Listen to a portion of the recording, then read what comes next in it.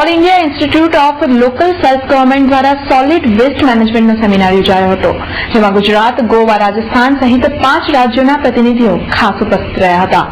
લક્ષ્મી વિલાસ palace સ્થિત આજરોજ all India institute of local self government દ્વારા ઘન કચરાનો નિકાલ, પ્રદૂષિત પાણી, ગંદકી અને પ્લાસ્ટિક બેગના વપરાશથી થતી અસરો અને તેની સામે શું કરી શકાય તેવા આશય સાથે 2 દિવસીય વર્કશોપનું આયોજન કરવામાં આવ્યું હતું, જેમાં મેયર ભરત શાહ, રાજમાતા શુભાંગીની રાજે ગાયકવાડ, બુડા અધ્યક્ષ એનવી પટેલ, સંસ્થાના director general Ranjit Chauhan, doctor Jatin Modi અને વિપક્ષ નેતા ચંદ્રકાંત ભટ્ટુ સહિત કોર્પોરેશનના અધિકારીઓ, કાઉન્સિલરો તેમજ રાજસ્થાન, ગોવા સહિત 5 રાજ્યોમાંથી ઉપસ્થિત રહેલ પ્રતિનિધિઓને વિવિધ સમસ્યાઓ સંદર્ભે તજજ્ઞો દ્વારા સમજ આપવામાં આવી હતી.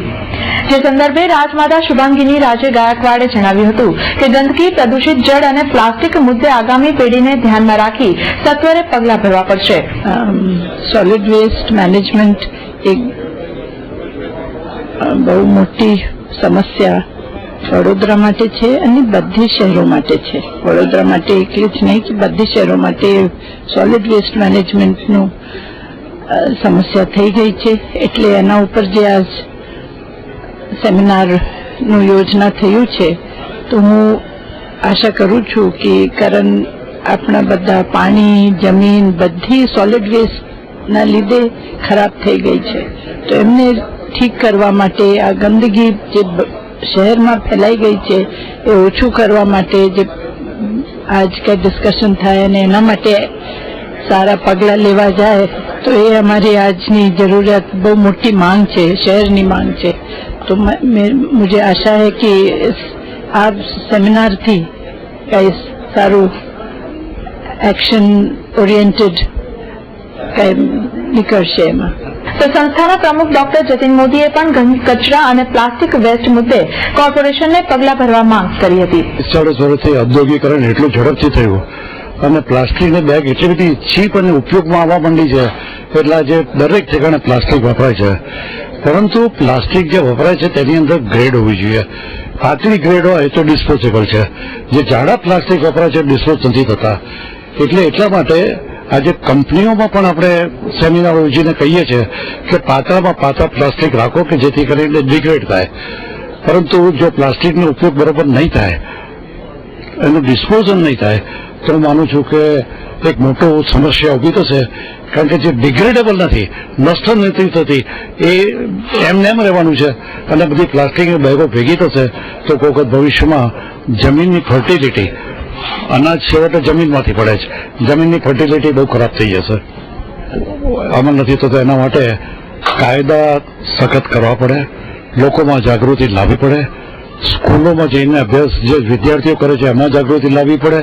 કારણ કે છેવટે જાગૃતિ વગર કે લોકોનું પર્સનલ પાર્ટિસિપેશન વગર આમાં પ્લાસ્ટિકમાં લોકોમાં સમજ નહીં પડે.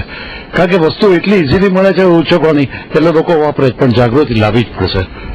એ તો મોટામાં મોટી સમસ્યા ઊભી થઈ છે. એનું કારણ કે ઇન્ડસ્ટ્રી એટલી બધી થઈ ગઈ અને ઇન્ડસ્ટ્રીમાંથી જે પાણી છોડવામાં આવે છે એ અનટ્રીટેડ છોડવામાં આવે છે. ઘણી વાર ટ્રીટ કરતા હશો તો 40% કરે, 60% અનટ્રીટેડ કરે છે. ઇવન પંચાયતો અને મ્યુનિસિપાલિટી એમાંથી પણ ડ્રેનેજનું પાણીને બધું અનટ્રીટેડ નાખે છે, તો છેવટે સબસોઇલ વોટર ખરાબ થવાનું છે. આજે વડોદરામાં પણ મહીની આજુબાજુના વિભાગમાં જે જળકુવા છે એમાં પાણી લાલ થવા માંડ્યું છે. હવે છેવટે એ લાલ થાય તો મનુષ્યો પર અને ઢોરો પર ડાયરેક્ટ અસર થવાની જ. કરીને કોર્પોરેશનનું એમ કહીશ કે નવી ટેકનોલોજી એડોપ્ટ કરવી પડે, પ્રાયોરિટી આપવી પડે અને એના માટે નાણાં જેટલા ખર્ચવા હોય તેટલા બજેટમાં ખર્ચવા પડે. અને સાયન્સ અને ટેકનોલોજી આજે એટલી બધી ડેવલપ થઈ ગઈ છે કે કોર્પોરેશને પણ પોતાનો અભિગમ બદલી અને સાયન્સ અને ટેકનોલોજીનો ઉપયોગ કરી અને આ સમસ્યા હલ થઈ શકે એમ છે. લોકોને જ્યાં સુધી છે ત્યાં લોકોની અંદર તો મને લાગે છે જાગૃતિ એ મોટામાં મોટી વસ્તુ છે. જાગૃતિ સાથે સાથે લોકો ઘણીવાર કાયદા નથી અનુવર્ત કરતા, તો એની અંદર મોટામાં મોટો દંડ થવો જોઈએ. જ્યારે વિપક્ષ નેતા ચંદ્રકાંત ભટ્ટુએ પણ પ્લાસ્ટિક બેગો મુદ્દે સખત પગલાં ભરવા માંગ કરી હતી. શું કહે છે કે પ્લાસ્ટિકની થેલીઓમાં શાકભાજી લેવાનું કે કપડાં લેવાનું કે આ થેલીઓ બંધ કરો, કહેવાથી બંધ નથી થતું. સવાલ એ છે કે જે પ્લાસ્ટિકની થેલીઓ બનાવે છે કારખાના કેમ ગવર્મેન્ટ બંધ નથી કરતી?